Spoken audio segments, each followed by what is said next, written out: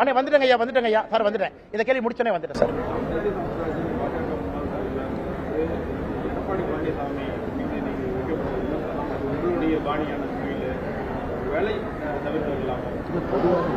எல்லாருக்குமே ஒரு கருத்து இருக்குமாண்ணா. எடப்பாடி அண்ணன் மீது வைத்த விமர்சனம் 100% என்னை பொறுத்தவரை சரி. அதில் ஒரு பாயிண்ட் நான் பின்னாடி போக மாட்டேனா. நீங்கள்லாம் அப்படியே சொல்லலாம். டெய்லி ஒரு முன்னாள் அமைச்சர் வந்து என்னை திட்டலாம், தற்குறின்னு சொல்லலாம், படிப்புக்கு போனா கொச்சைப்படுத்தலாம், நான் செய்யக்கூடிய வேலையை கொச்சப்படுத்தலாம், ஆட்டை வெட்டலாம், இதெல்லாம் பண்ணுவீங்க. நான் அப்படியே உட்கார்ந்து அப்படியே கையை கட்டிக்கிட்டு அண்ணே சாரிங்க அண்ணே, உங்களுக்கு 40 வயசு அனுபவம் இருக்கு, சாரிங்க அண்ணே எனக்கு 3 வருஷம் தான் இருக்கு சொல்றதுக்காக நான் வரல சார்.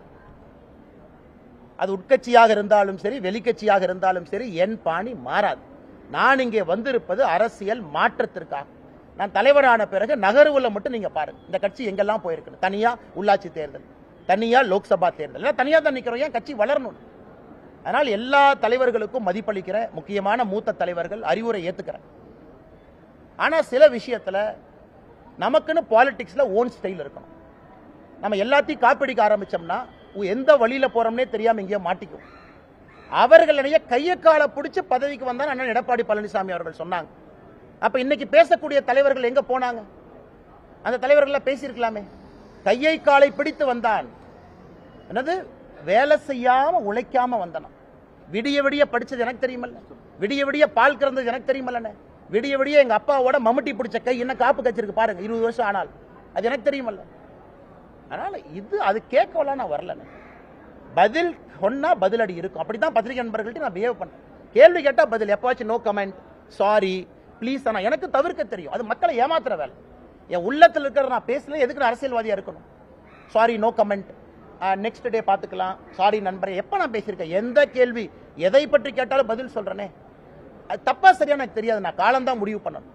அதனால அண்ணன் எடப்பாடி பழனிசாமி அவர்கள் என்ன பேசினாங்க? அதிமுகவுடைய அமைச்சர்கள் கையா முய்யோ நேத்துல இருந்து கும்பிடுறாங்க, என் உருவமையை தொலை எரிக்கிறாங்க. அவங்கள எங்க போனாங்க இத்தனை நாளா? ஆபாசமா நீங்க பேசுவீங்க, நான் திரும்ப அதே பாணியில் நான் பேசினா கோவம் வந்துடும். ஏன் கோவம் வருது? சரி, 70 வயசு இருக்கக்கூடியவர் சொல்றாரு அரசியல் அனுபவம் எங்களுக்கு இருக்குன்னு ஜெயக்குமார் என்ன சொல்றாரு. 70 வயசு இருக்கக்கூடிய மனிதர் எடப்பாடி என்ன பேசின பேச்சு சரியா? 39 வயசு அண்ணாமலையை விடுங்க, 70 வயசு எடப்பாடி பழனிசாமி அவர்கள் பேசினது சரியா? அதுக்கு ஜெயக்குமார் என்ன விளக்கம் கொடுத்துடும். கையை காலை பிடிச்சு ஒரு தேசிய கட்சியினுடைய மாநில தலைவர் எப்படி நான் பிஹேவ் பண்ணிட்டு இருக்கேன்? கையக்கால பிடிச்சு அப்படியே அரசியல் பண்ணிட்டு இருக்கேன். கர்நாடகால பிஜேபி அரசாக இருந்தாலும் உண்ணாவிரதம் நடக்குது. மத்திய பிரதேசனுடைய முதலமைச்சர் பிஜேபியை சார்ந்தாலும் ரிசீவ் பண்ண நான் போறதில்லை. தமிழகத்தை முதன்மைப்படுத்தி அரசியல் செய்து கொண்டிருக்கின்றேன் ஒரு தேசிய கட்சி. எதற்கு? தமிழக மக்களுக்கு அந்த அரசியலை விரும்புறாங்க, அதை எதிர்பார்க்கிறாங்க. காங்கிரஸ் போல நாமும் இருக்கக்கூடாதுன்னு நினைக்கிறாங்க. ஆனால் இவர்கள் இந்த கையோ முய்யோன்னு கத்துறதெல்லாம் விட்டுட்டு, அதிமுகவினுடைய தலைவர் இன்னைக்கு என்ன ஆகி போச்சுன்னா, 70 வயசுக்கு மேல சில தலைவர்கள் டை அடிச்சுட்டு இளைஞன் நினைச்சுக்கிறாங்க. இன்னைக்கு இருக்கக்கூடிய முன்னாள் அமைச்சர்கள் டை அடிச்சா இளைஞன் நினைச்சுக்கிறாங்க. இளைஞன் டை அடிக்கிறது இல்ல, பேச்சுல, செயல்ல, வீரத்துல, ஆற்றல்ல, மக்கள்கிட்ட பேசக்கூடியதுல தான் இருக்கோ தவிர டை அடிக்கிறதுல இளைஞர் பண்பு கிடையாது. அதனால தான் மறுபடியும் சொல்லிக்கிறேன், பேசுனீங்கன்னா திரும்ப பேசணும். இன்னைக்கு இது போன்ற அநாகரிகமான அரசியல் நீங்க நினைச்சீங்கன்னா போறதுக்கு எனக்கு விருப்பம் கிடையாது. நான் இங்கே வந்திருப்பது மாற்றம். நல்ல விஷயத்தை பேசுவோம், வேலை வாய்ப்பை பத்தி பேசுவோம், நீர் மேலாண்மை பத்தி பேசுவோம், சட்டம் ஒழுங்கை பத்தி பேசுவோம். பேசுறதுக்கு என்னைய விடுங்க, அதுக்கு வாங்க போட்டி போட்டு பேசுவோம். உங்களுக்கு என்ன விஷன் ஃபார் தமிழ்நாடு, பிஜேபிக்கு என்ன விஷன் ஃபார் தமிழ்நாடு பேசுவோம், மக்கள் மன்றத்தில் வைப்போம். தமிழ்நாட்டில் எந்த ஆட்சி வந்தால் வேகமாக ஊழல் இல்லாத ஒரு சமுதாயத்தை உருவாக்குவோம். நீங்களும் சொல்லுங்க, நாங்களும் சொல்லுவோம், டிபேட்டுக்கு வருவோம். அதை விட்டுட்டு நான் பழைய பஞ்சாங்கத்தை தூங்கி 1960, 70, 80 பேசிட்டு இருக்கிறேன். அதனால் என்னை பொறுத்தவரை நியாயமா இருக்கணும்னு நினைக்கிறேங்கன்னா அந்த பக்கமும் அந்த நியாயமும் நேர்மை இருக்கணும்.